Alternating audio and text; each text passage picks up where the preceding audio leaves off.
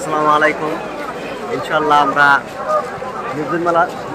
মির্জুমালা মানকাসরে আসছিলাম, নামাজ আদায় করলাম, ঈদুল ফিতর নামাজ।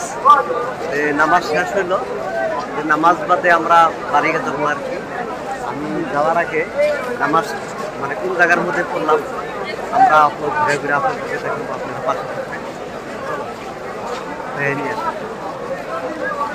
এখন বহুত মানুষ আসছে, এবার পিছনে আছে বহুত মানুষ কিন্তু এখন প্রাকৃতিক পরিবেশ খুব সৌন্দর্য জায়গা, খুব ভালো ভালো ভালো জায়গা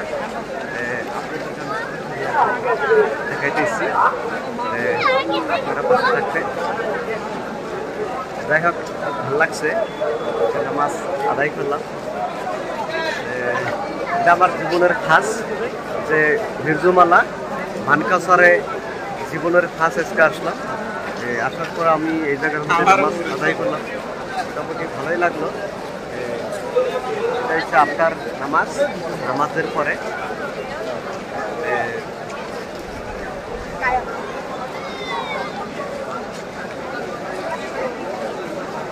পরিবেশটা বহুত ভালো লাগছে।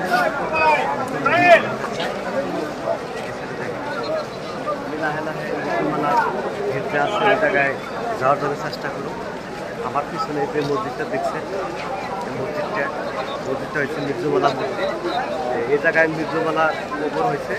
যে মির্জুমালা যখন রামমোহনের নেতৃত্বে আসাম আক্রমণ করার জন্যে আসছিল, তখনই 1663 খ্রিস্টাব্দে উনি এই জায়গার মধ্যে আসে। 1663 খ্রিস্টাব্দে উনি এই জায়গায় ইন্তেকাল হয়।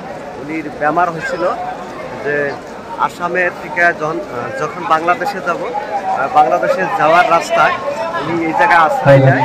উনি আপনার বেমারে পড়ে, আরও বেমারে পড়ার সাথে সাথে উনি কী হয় আপনার মরিয়া হয়। তারপরে উনি এই জায়গাতেই শেষ নিঃশ্বাস ত্যাগ করে অথবা মৃত্যুবরণ করে। তার মৃত্যুবরণ করার সাথে সাথে তার সঙ্গীগণা এই জায়গার থেকেই ওনাকে কবরস্থ করে। আর এই কবরস্থলের উপরে ভিত্তি করে মানকাসর অঞ্চলবাসী এই কবরস্থানের নাম দেয় কবরস্থান। নাম দেয় মির্জুমালা মাঠ।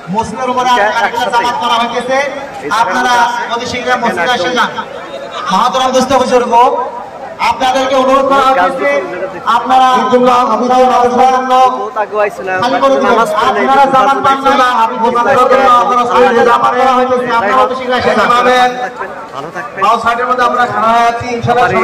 আবারও ঈদের শুভেচ্ছা জানিয়ে আমি আপনাদের মাঝে থেকে বিদায় নিচ্ছি।